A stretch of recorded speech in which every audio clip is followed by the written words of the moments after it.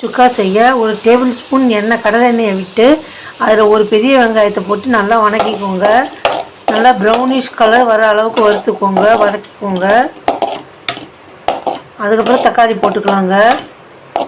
வெங்காயம் இந்த ஸ்டேஜ் வந்தோடனே இப்போ தக்காளியை போட்டுக்கலாங்க.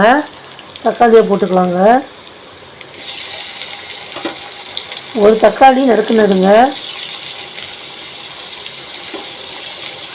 அதோட கருவேப்பிலையும் சேர்த்திக்கலாங்க. கொத்தமல்லி கடைசியாக தான் போடணும்.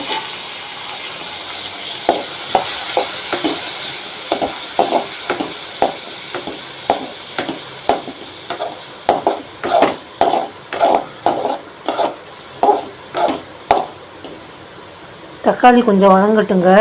தக்காளி ஓரளவு வதங்கினோன்னே 5 பல் ஒரு துண்டு இஞ்சி வச்சு செஞ்ச இஞ்சி பூண்டு பேஸ்ட்டை வந்து சேர்த்திக்கோங்க.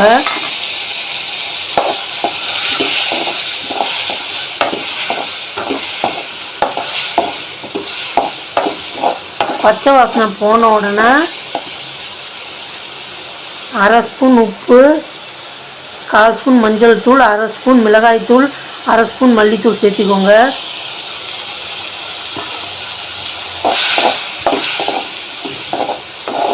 நல்லா வணங்கட்டுங்க.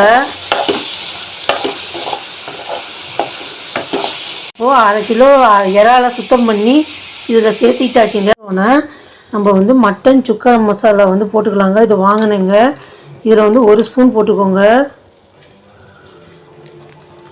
இதில் பட்டை, கிராம்பு, அதுக்கப்புறம் சோம்பு, நட்சத்திர சோம்பு, அதுக்கப்புறம் கியூமின், அதாவது மிளகு, சீரகம் இதெல்லாம் இருக்குதுங்க. பட்டை இலையும் போட்டிருக்காங்க. இது பே லீஃப் பிரியாணி இலையும் சேர்த்து அரைச்ச பவுட்ருங்க. இது ஏலக்காவும் சேர்ந்துருக்கு.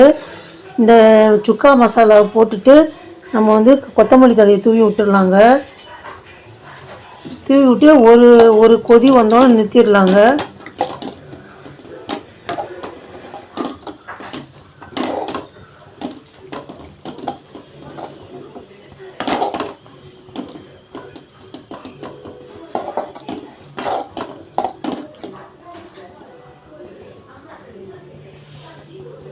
இதுலேயே உப்பு இருக்குங்க. அதனால் 1/2 ஸ்பூன் உப்பு மட்டும்தாங்க நான் முன்னாடி போட்டேன். ஒரு கொதி வரட்டுங்க. ஆஃப் பண்ணிடலாம்.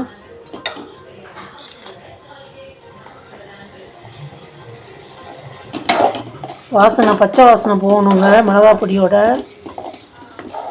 சுக்கா பொடியோட பச்சை வாசனை போகணும். உப்பு பத்தலைன்னு ஒரு 1/4 ஸ்பூன் போட்டுக்கிட்டேங்க. அவ்வளோதாங்க, நம்ம இறா சுக்கா ரெடிங்க. இதில் கோரியண்டர், சில்லி, அப்புறம் வந்து இதெல்லாம் விட்டு போச்சுங்க. அதுவும் இருக்குங்க.